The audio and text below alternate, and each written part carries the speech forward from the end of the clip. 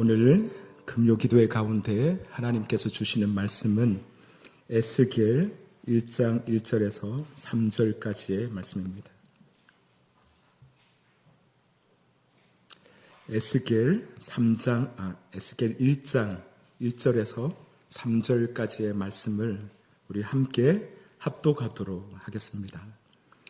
30째 해 넷째 달 초닷새에 내가 그발 강가 사로잡힌 자 중에 있을 때에 하늘이 열리며 하나님의 모습이 내게 보이니 여호야긴 왕이 사로잡힌 지 5년 그달 초닷새라.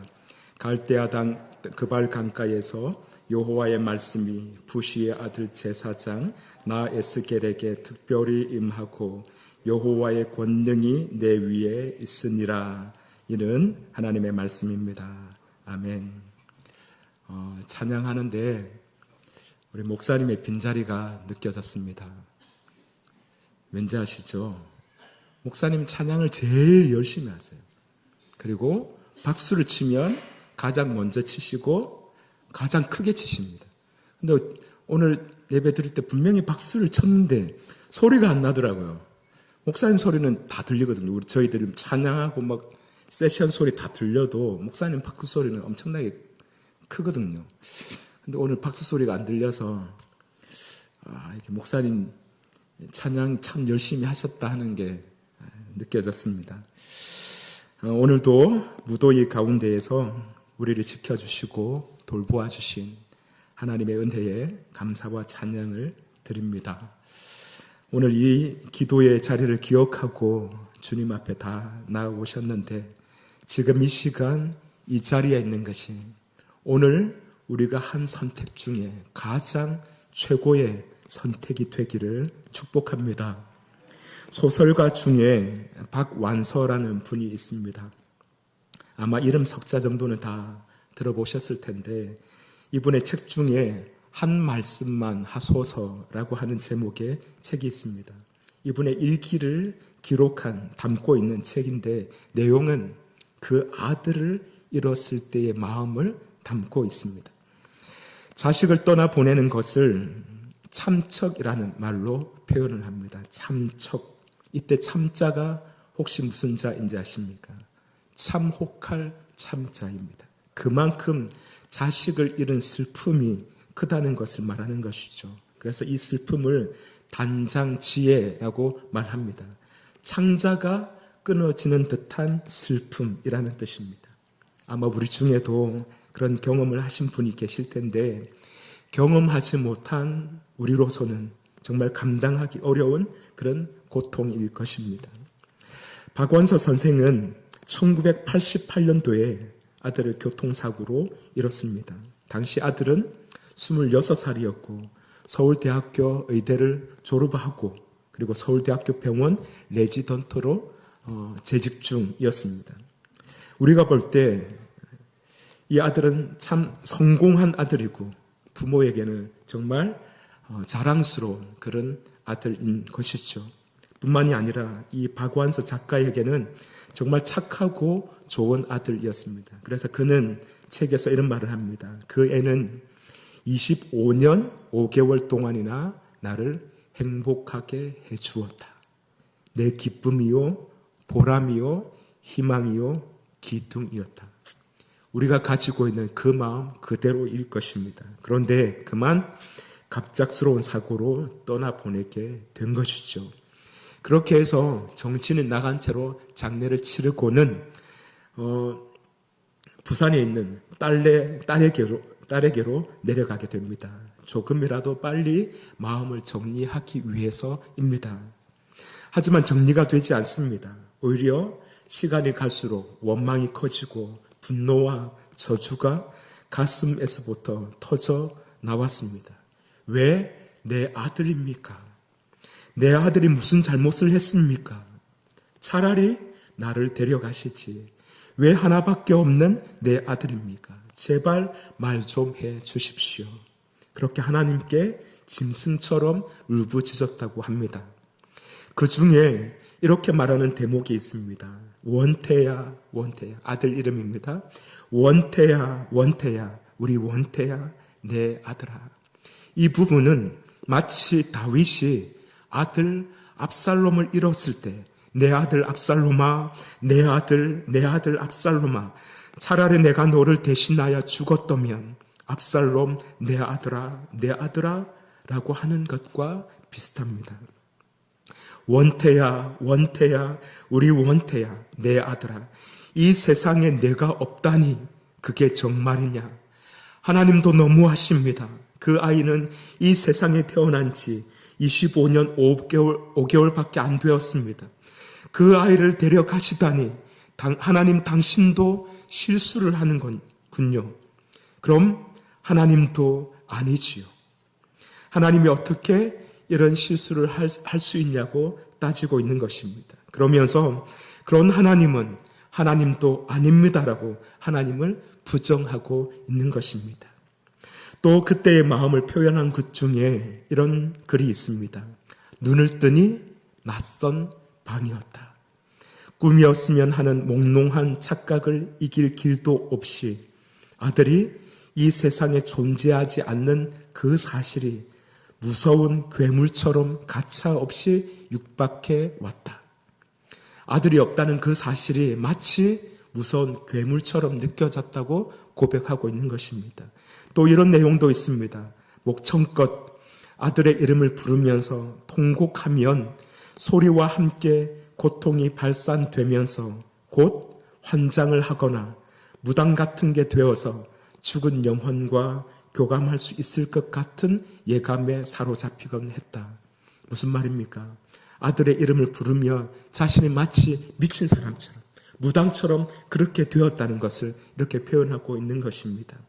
그리고 그 아들이 죽은 때가 1988년 8월 31일이었는데요.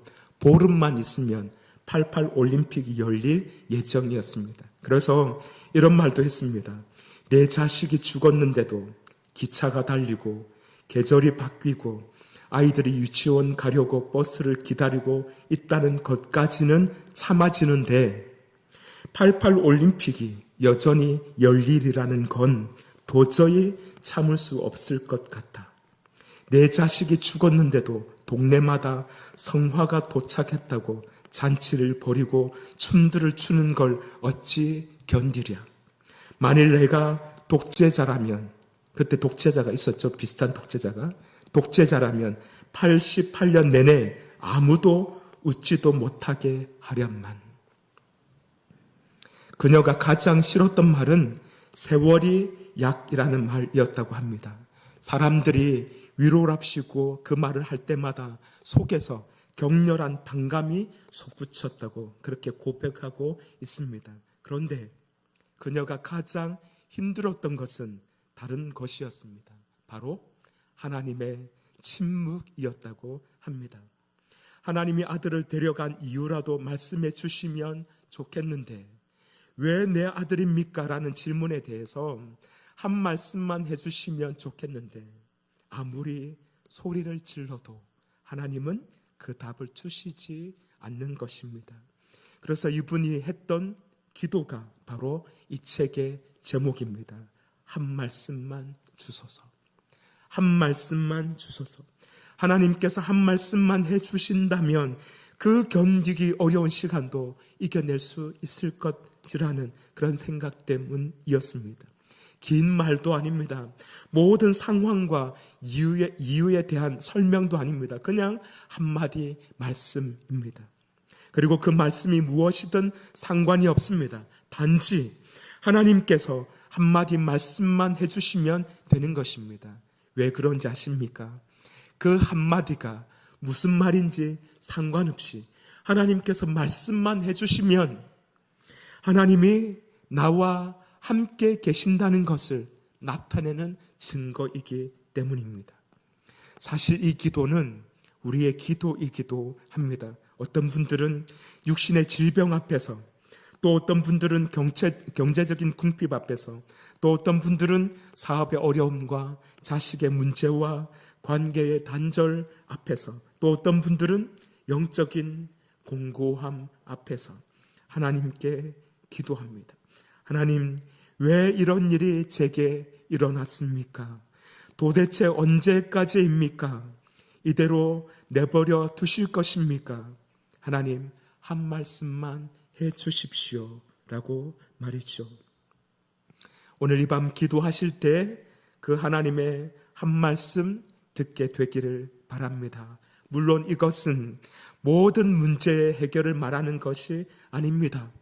우리 안에 있는 모든 의문이 해소되는 것도 아닙니다. 우리가 드린 모든 기도에 대해서 응답해 달라고 하는 그런 말도 아닙니다. 그것은 하나님이 내 곁에 계시다는 것, 여전히 나와 함께 하시며 나를 붙들고 계신다는 것에 대한 확신을 말하는 것입니다. 하나님께서 말씀 한마디만 해주시면 우리가 그 확신을 갖게 되는 것이기 때문입니다.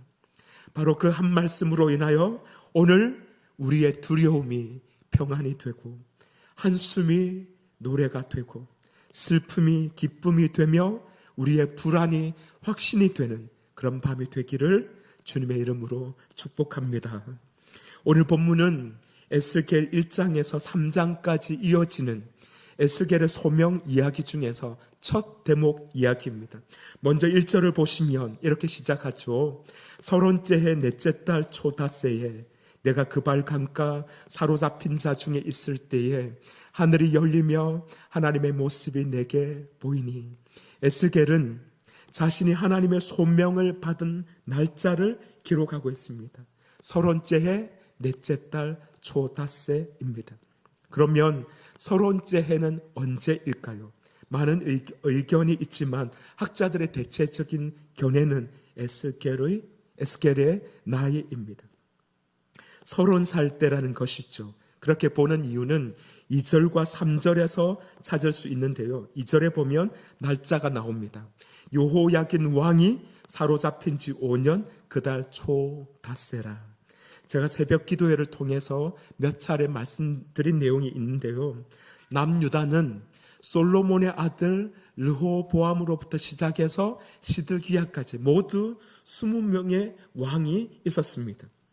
그 중에 오늘 2절에 나오는 이 여호야긴은 제19대 왕입니다. 그런데 이때 남유다는 바벨론에 의해서 두 번째 공격을 받게 됩니다. 남유다는 모두 세 차례에 걸쳐서 바벨론에 의해서 공격을 받고, 그리고 각기 세 차례에 걸쳐서 포로로 끌려가게 됩니다. 그런데 오늘 2절은 여호야킨 때는 두 번째 공격이라고 그랬죠. 그래서 이때에도 포로로 끌려가게 되는데, 여호야긴도 포로로 끌려가고 함께 에스겔 선지자도 포로로 끌려가게 됩니다. 그런데 오늘 2절은 그때로부터 얼마가 지났다고 합니까? 5년이 지났다고 그렇게 기록하고 있습니다. 사로잡힌 지, 즉 포로로 끌려간 지 5년이라는 것입니다. 그리고 3절에 보면 에스겔의 신분을 밝히고 있는데요. 제사장이라고 되어 있죠. 부시의 아들 제사장입니다. 그런데 제사장은 언제부터 그 직무를 수행할 수 있습니까? 30살 때입니다. 학자들은 바로 이러한 표현들을 통해서 에스겔이 25살에 포로로 끌려가고, 그리고 지금 5년이 지난 30살이 되었다고 보고 있습니다. 그래서 오늘 1절에서 말하는 서론째 해 넷째 달 초닷새는 바로 그런 의미입니다. 그런 다음 에스겔은 말합니다. 내가 그발 강가 사로잡힌 자 중에 있을 때에. 에스겔이 포로로 끌려와서 머물고 있는 곳이 어디라고 합니까? 그발 강가라고 말합니다. 여기서 그발 강가는 당시 포로로 끌려왔던 유다 백성들이 정착하게 된 곳인데, 바벨론에는 커다란 두 개의 강이 흐르고 있었습니다. 하나는 티그리스 강이고 하나는 유프라테스 강입니다. 그런데 그 두 강에서 물을 끌어들이기 위해서 관계용 수로를 그때 당시에 만들고 있었는데, 바로 그발 강가는 그곳이었다고 학자들은 보고 있습니다. 잘못 눌러가지고요. 화면이 갑자기 꺼져버렸습니다. 죄송합니다. 예, 이런 단점이 있네요. 네. 그리고 고고학 발굴에 따르면 그 길이가 광계용 수로가 무려 150km나 된다고 그렇게 추정하고 있습니다. 지금으로서도 그 정도 수로를 만들려면 얼마나 힘들고 대단한 작업입니까? 그런데 그때 당시에 이렇게 했다는 것은 상당히 정말로 상상이 하기 힘든 그런 모습으로 생각이 됩니다. 그런데 에스겔이 지금 그발 강가 사로잡힌 자 중에 있을 때에라고 한 것은 단순히 그가 머무르고 있는 그 장소만을 일컫는 말이 아닙니다. 이는 자신과 그리고 함께 포로로 끌려갔던 수많은 유다 백성들의 삶의 자리가 어떠했는지를 우리에게 보여주고 있는 것이죠. 그발 강가, 그들은 그곳에서 매일같이 관계 수로를 만드는 이 대형 토목 공사에 동원되었습니다. 중노동을 하고 있는 것이죠. 포로로 끌려온 것만으로도 견디기 힘든데 제대로 된 대가도 받지 못한 채 뜨거운 햇볕 아래에서 피땀을 흘리고 있는 것입니다. 참으로 고통의 시간을 보내고 있는 것이죠. 무엇보다 그들의 마음을 무겁게 짓눌렀던 것은 하나님께서 우리를 버리신 것이 아닌가 하는 신학적인 고민이었습니다. 하나님이 자신들을 버리지 않았지만 어떻게 하나님을 알지도 못하는 이 이방인들에 의해서 이러한 수모를 당할 수 있는가 하는 고민이었습니다. 참으로 수치스럽고 절망스러운 상황인 것입니다. 특히 에스겔에게는 더 큰 그 고통이 더욱더 컸을 것입니다. 왜냐하면 그는 제사장이기 때문입니다. 앞서 말씀드린 것처럼 그는 이제 막 30살이 되었습니다. 제사장으로서 성전에 들어가서 하나님을 섬길 수 있는 나이가 된 것입니다. 그는 어릴 때부터 제사장 가문에서 자랐고 아버지의 모습을 보면서 성전에서 하나님을 섬길 그날만을 기대하면서 살아왔을 것입니다. 그런데 그가 포로로 끌려오게 되었습니다. 그러니 얼마나 어처구니가 없는 상황이 된 것입니까? 그의 꿈은 산산조각이 나버린 것이죠. 그리고 제사장은 단순한 직종이 아닙니다. 하나님께 자신을 드려야 하는 거룩한 직분입니다. 그런데 지금 에스겔은 어디에 있습니까? 성전이 아니라 그발 강가입니다. 제단 앞에 서 있어야 할 사람이 지금 이방 땅에서 강제 노역에 시달리고 있는 것이죠. 그리고 그 시간이 무려 5년이나 흘렀습니다. 그러니 당시 에스겔 선지자의 마음은 어떠했겠습니까? 젊음도 빼앗기고 황금 같은 그 시절을 유린당한 채 아무 의미 없는 일에 인생을 소진해야만 하는 그 심정은 이로 말로 표현할 수 없었을 것입니다. 그런데 바로 그때 에스겔은 놀라운 경험을 하게 됩니다. 다름 아닌 하늘이 열리는 경험이었습니다. 하늘이 열리며 하나님의 모습이 내게 보이니 라고 기록하고 있는데요. 하나님의 모습이 보였다는 것은 실제로 하나님의 모습을 보았다는 것은 아닙니다. 성경 구약 이야기에 보면 하나님을 본 자는 죽는다고 생각했잖아요. 그래서 이것은 하나님의 모습을 실제로 보았다는 뜻이 아니라 원문 그대로 번역하면 하나님이 보여주신 이상들을 보았다라는 의미가 됩니다. 그래서 새번역 성경은 아예 이렇게 번역을 했습니다. 나는 하나님이 하늘을 열어 보여주신 환상들을 보았다라고 말이죠. 여기서 제가 중요하게 말씀드리고 싶은 것은 하늘이 열렸다고 하는 말씀입니다. 성경에서 하늘이 열린다는 것은 하나님께서 새로운 일을 시작하신다고 하는 의미입니다. 예수님께서 세례를 받으실 때 하늘이 열렸습니다. 그 말은 예수님을 통해서 하나님께서 새로운 시대를 시작하셨다는 것을 말씀하는 것입니다. 오늘 본문에서 말하는 하늘이 열린 사건도 같은 맥락입니다. 하나님께서 일하신다는 것이죠. 하나님께서 자신을 드러내시고 그곳에 임재하셔서 하나님의 역사를 시작하셨음을 말하는 것입니다. 물론 하나님은 이미 그 전에도 쉬지 않고 이스라엘 백성들을 이스라엘 백성들을 위해서 일하셨고 바로 그런 분입니다. 그럼에도 불구하고 이렇게 하늘을 열고 그 사실을 알려주시는 것은 지금 포로로 끌려간 유다 백성들에게 내가 다시 너희들을 위해서 일하고 있다는 그 사실을 보여주기 위한 것입니다. 또 중요한 것은 어디에서 하늘이 열렸는가 하는 것입니다. 예루살렘 성전이 아니죠. 시온산도 아닙니다. 거룩한 예배의 자리도 아닙니다. 이방 땅 바벨론입니다. 그것도 그발 강가 있죠. 제가 말하고 싶은 것은 바로 그곳이 유다 백성들이 포로로 사로잡혀 와서 눈물을 흘리며 살아가고 있는 바로 그 장소라는 것입니다. 고통과 절망의 땅인 것이죠. 하나님은 그곳에서 하늘을 여셨습니다. 그리고는 그들을 회복하고 하나님의 나라와 비전을 그들을 통해 실현하고자 일하기 시작한 것입니다. 사랑하는 여러분, 오늘 우리 가운데 그발 강가에 계신 분이 있으십니까? 긴 시련의 시간을 보내면서 삶이 답답하고 힘든 분들이 계시지는 않습니까? 박완서 선생처럼 하나님의 침묵은 언제 끝나는 것일까 하면서 가슴을 치고 한숨 쉬는 분들은 계시지 않으십니까?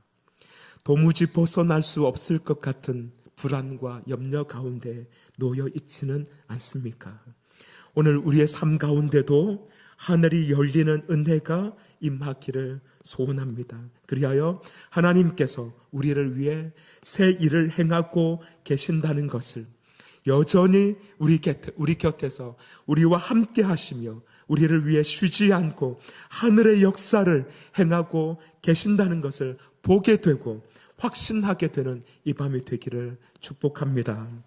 오늘 본문에서 하나 더 살펴볼 것이 있습니다. 왜 에스겔을 부르시고 에스겔을 통해서 하나님께서 이상들을 보여주셨는가 하는 것입니다. 사실 바벨론의 포로로 끌려온 사람은 에스겔 한 사람만이 아니죠. 왕도 끌려갔습니다. 왕족들도 다 끌려갔습니다. 유력한 귀족들과 지도자들도 많이 있었습니다. 다른 제사장들도 있었고 여러 유능한 실력자들도 많이 있었습니다. 물론 에스겔도 제사장 집안 사람이고 지금 예루살렘에 있었다면 제사장이 되었을 사람입니다. 그러나 끌려온 사람 중에는 에스겔이 아니더라도 현직에 있었던 제사장도 있었습니다. 그런데 왜 하나님은 에스겔을 부르셨고 그에게 말씀을 주셨는가 하는 것입니다. 저는 3절 말씀에서 그 답을 묵상해 보았습니다. 3절 말씀에 보면 에스겔은 자신을 이렇게 소개합니다. 부시의 아들 제사장 나 에스겔. 제사장이라고 말이죠. 이 점이 중요합니다. 에스겔은 자신이 누구인지 분명히 인식하고 있었다는 사실입니다. 앞서 말씀드린 것처럼 그는 지금 이방 땅의 포로로 끌려와서 비참한 처지에 놓여 있습니다. 제국의 부역에 동원되어서 매일 고통의 시간을 보내고 있습니다. 그곳에는 성전도 없고 예배드릴 장소도 없고 하나님께 바칠 제물도 없습니다. 그럼에도 에스겔은 자신이 제사장이라는 사실을 기억하고 있습니다. 비록 25살 나이에 조국의 파멸과 함께 자신의 청춘도 산산조각이 다 나버렸지만 에스겔은 자신이 제사장의 아들임을 그리고 제사장임을 망각하지 않았습니다. 그렇습니다. 에스겔은 자신이 누구인지 어떤 존재인지 자신의 정체성을 잊지 않았습니다. 자신이 제사장이라는 것을 분명하게 인식하고 있었습니다. 그런데 이것은 단지 직분이 뭐냐 하는 것을 기억했다는 뜻이 아닙니다. 이 소명이라고 하는 것은 자기가 누구인가라고 하는 것은 그의 사명과도 연결되는 것입니다. 그는 제사장이기 때문에 하나님께서 자신에게 맡겨주신 제사장의 사명과 그 직분을 기억하고 있는 것입니다. 그 직분, 그 사명은 무엇입니까? 하나님 앞에 서서 하나님과 백성들 사이에서 제사드리고 예배하면서 백성들을 대신하여 그들을 회복하고 하나님께로 데려가는 그런 역할을 하는 사명인 것입니다. 에스겔은 바로 그 자신이 제사장임과 그에게 맡겨주신 사명이 무엇인지를 그런 형편과 사명과 그 어려움 가운데서도 잊지 않고 기억하면서 하나님 앞에 서 있었다는 것입니다. 하나님께서 하늘을 열고 권능으로 임하신 것은 바로 그가 그런 모습으로 하나님 앞에 서 있었기 때문입니다. 사랑하는 여러분, 우리의 삶이 어떠하다 할지라도, 우리의 삶 가운데 어떤 어려움이 있다 할지라도 박완서 선생처럼 그와 같은 정말로 참기 어려운 고통을 겪게 된다 할지라도 이것만은 우리가 하나님의 자녀라는 것, 하나님의 백성이라는 것, 하나님께서 부르신 존재라는 것, 그 사실만큼은 잊지 않고 하나님께서 맡기신 사명까지도 기억하는 그런 모습이 되기를 원합니다. 그리할 때 하나님은 우리에게 오셔서 하늘을 여시고 권능으로 임하실 것입니다. 치유하시고 회복하실 것입니다. 그리고 하나님의 놀라운 일들을 우리를 통해서 행하실 것입니다. 그 하나님을 경험하며 살아가는 우리의 삶이 되기를 주님의 이름으로 축복합니다. 기도하겠습니다. 사랑이 많으신 하나님, 오늘 에스겔을 통해서 우리의 삶이 어떤 환경에 놓여 있든지 하나님께서는 여전히 일하고 계시며 우리를 향한 부르심은 결코 변하지 않는다는 사실을 깨닫게 하시니 감사합니다. 우리도 에스겔처럼 어떤 형편 가운데서도 하나님 앞에 서게 하여 주시고 하나님께서 부르신 그 부름의 소명과 사명을 기억하며 하나님 앞에 엎드리는 그런 삶이 되게 하여 주옵소서. 그리하여 하나님께서 행하시는 놀라운 역사들도 경험하며 살아가는 우리의 삶이 되도록 복내려 주옵소서. 감사드리며 예수님의 이름으로 기도드립니다. 아멘.